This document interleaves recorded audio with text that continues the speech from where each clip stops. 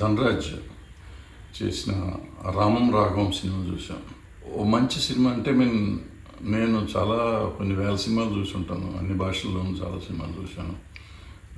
నేను కూడా కొన్ని సినిమాలు డైరెక్ట్ చేశాను, కథలు రాసుకున్నాను, ప్రొడ్యూస్ చేశాను.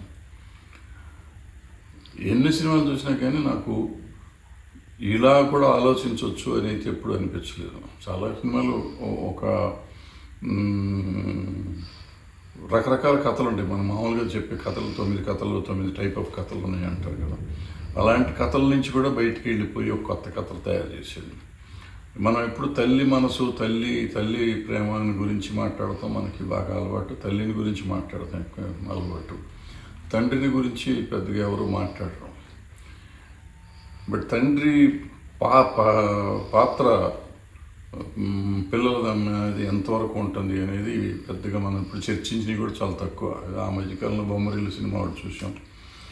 అప్పుడెప్పుడు మేము తీసినప్పుడు కోతల రైడ్ సినిమా, అటువంటి చాలా సినిమాలు ఉన్నాయి, కొన్ని ఉన్నాయి, బట్ ఇంకో డిఫరెంట్. బట్ ఈ టైప్ ఆఫ్ ఆలోచనే మనకు రాలేదు. ఇది ఒక ఫ్యామిలీ సినిమా అని ఓ థ్రిల్లర్ లాగా చేశాడు, అద్భుతంగా చేశాడు. సెంటిమెంట్ పెట్టాడు, థ్రిల్ చేశాడు. ఫస్ట్ టైం డైరెక్షన్ చేస్తూ ఫస్ట్ టైం సముద్రకని గారితో చేసినది అద్భుతంగా ఉంది సినిమా. మన సినిమాలు రాలేదు, మంచి సినిమాలు రావట్లేదు చోట్ల తెలుగులోనే మనకి ఎందుకు తీయదు, మలయాళంలో తీస్తారు లేకపోతే ఇంకో భాషలో తీస్తారని మనం అంతా అనుకుంటాం. మనవాళ్ళు తీసిన సినిమాని మనం చూడటానికి కొంచెం ఇబ్బంది పడతాం. ఎందుకు ఇబ్బంది పడతాం అనేది నాకు తెలీదు. సో నిన్న అనుకోకుండా చూడటం జరిగింది ఈ సినిమా. రామం రాఘవం అనేది అంటున్నారు, ధనరాజ్ చేశాడని చూశాను. బట్ పెద్ద ఇంప్రెషన్తో వెళ్ళా నేను, ఏముంటుందిలే సినిమా అని. ఎందుకంటే ధనరాజ్ హీరోగా చేయటం ఎంతవరకు ఉంటుంది అనేది నా ఫీలింగ్ ఉండేది సినిమాకి వెళ్ళే ముందు. బట్ వెళ్ళి వచ్చిన తర్వాత నిజంగా సినిమాకి న్యాయం చేశాడు. అండ్ అసలు కొత్తగా ఆ ప్రజెంటేషన్ ఆలోచన విధానం, అసలు అతనికి ఆలోచన ఎలా వచ్చిందో, ఆ కథ ఎలా పుట్టిందో నాకు తెలియదు, కానీ అద్భుతంగా ఉంది. పర్టికులర్గా ఒక చోట అయితే నా కోసం వెయిట్ చేస్తున్నావా అని సముద్రకని గారు డ్రైవర్ని అడుగుతారు, లారీ డ్రైవర్ని. అక్కడ అసలు ఆపుకోలేము, అంత అద్భుతం అన్నమాట.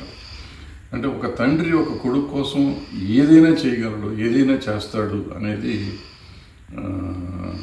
నిజం. అది యాక్చువల్ నిజం చెప్పాలంటే అది నిజం. బట్ దాన్ని ఎక్స్ప్రెస్ చేయలేరు. ఇప్పుడు మగవాళ్ళు ఎప్పుడు ఎక్స్ప్రెస్ చేయరు, కనపడదు అది బయటికి.